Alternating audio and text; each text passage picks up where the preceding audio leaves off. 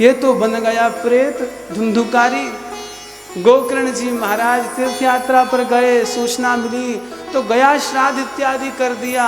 पुनः लौट करके अपने नगर को आए, अपने घर में आए, आकर के अपने संध्या के आसन पर बैठे संध्या करने लगे। अपने भाई को देख करके वो प्रेत रह ना पाया और अपने भाई को डराने लगा, क्योंकि बोल तो कुछ पा नहीं सकता, इसलिए अपने भाई को भयभीत करने लग गया बार बार। कैसे भयभीत करता? कभी कभी भेड़िया बन जाता, सियार बन जाता, कभी सिंह बन जाता, विकट विकट स्वरूप बना करके अपने भाई को डराता, शब्द करता बड़े जोर का भयंकर।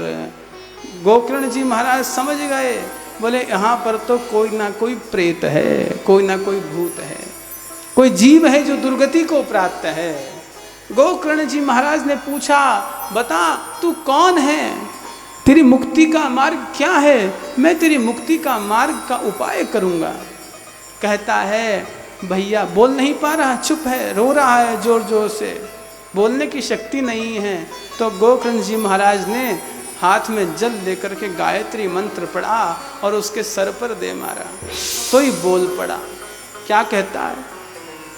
अहम भ्राता त्वदीयोऽसि धुंधुकारीति नामनः स्वकीयनैव दोषेण ब्रह्मत्वं नाशितं मया।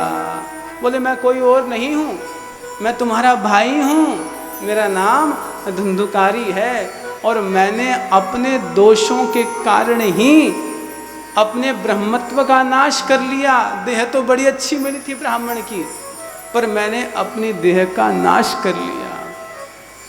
हे भैया मेरे मुक्ति का मार्ग प्रशस्त कीजिए, मुक्ति का उपाय बताइए। गोकर्ण जी महाराज कहते हैं मैंने गया श्राद्ध कर दिया तो भी तुम्हारी मुक्ति न हो पाई। बोले भैया मैं छोटा मोटा अपराधी नहीं हूँ, मैंने बड़े बड़े पाप किए हैं, मेरे माँ बाप को मैंने बड़ा कष्ट दिया है। पहले कहा ना, बोले सत्येन हीना पितृमातृदूषका, बताया था ना अभी। सत्य से हीन है, पितृ और मातृ कुल को दूषित करने वाले हैं, अपराध करने वाले, उनका भी मुक्ति का मार्ग, प्रायश्चित का मार्ग इस भागवत से सफल होता है। तो यहाँ पर देखो ये क्या कहता है, बोले मैं कोई छोटा मोटा अपराधी नहीं हूँ, मैंने अपने माता और पिता को बड़ा दुख दिया है, बड़ा कष्ट दिया है, और हे भैया आपसे क्या छुपा हुआ है, इसलिए मैं ऐसे मुक्त होने नहीं वाला।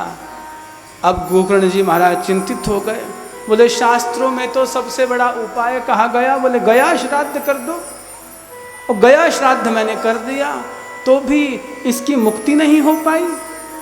नगर के ब्राह्मणों के पास गए, वेदज्ञों के पास गए, जाकर के पूछते हैं, दर दर भटकते हैं, बताओ मेरे भाई की मुक्ति कैसे हो सकती है, मैंने गया श्राद्ध कर चुका, विभिन्न तीर्थों पर मैंने श्राद्ध किया है, फिर भी इसकी मुक्ति नहीं हो पाई। किसी के पास कोई उपाय नहीं, कोई भी उपाय नहीं, सब मौन है, चुप है। गोकर्ण जी महाराज ने अपने तप बल से सूर्य नारायण की गति को रोक दिया। सूर्य भगवान से पूछा, महाराज मेरे भाई की मुक्ति का मार्ग बताइए, उपाय बताइए। तो श्री सूर्य नारायण ने कहा, बोले इसके लिए तुम वही सत्कर्म करो जो श्रीमद्भागवत के रूप के अंदर ख्यापित है, प्रतिष्ठित है। ऐसा कह करके श्री सूर्य नारायण मौन हो गए और गोकर्ण जी महाराज ने यहाँ पर कथा कहना आरंभ किया। पूरे नगर के अंदर हेला फिरवा दिया गया कि गोकर्ण जी महाराज श्रीमद्भागवत की कथा कहेंगे। भाद्रपद का महीना है, गोकर्ण जी महाराज कथा कहना आरंभ कर रहे हैं। सभी नगरवासी आ गए कथा श्रवण करने के लिए, सभी कथा श्रवण करना आरंभ कर दिए। उस प्रेत को कोई स्थान प्राप्त नहीं हुआ।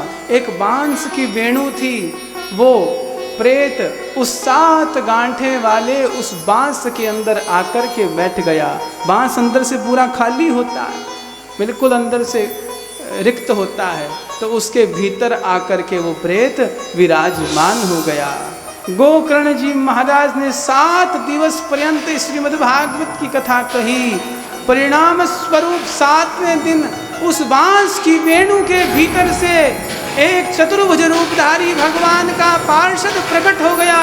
बोलिए भक्तवत्सल भगवान की, श्री भागवत भगवान की। ये महिमा इस भागवत की है कि गोकर्ण जी महाराज ने 7 दिन तक कथा कही।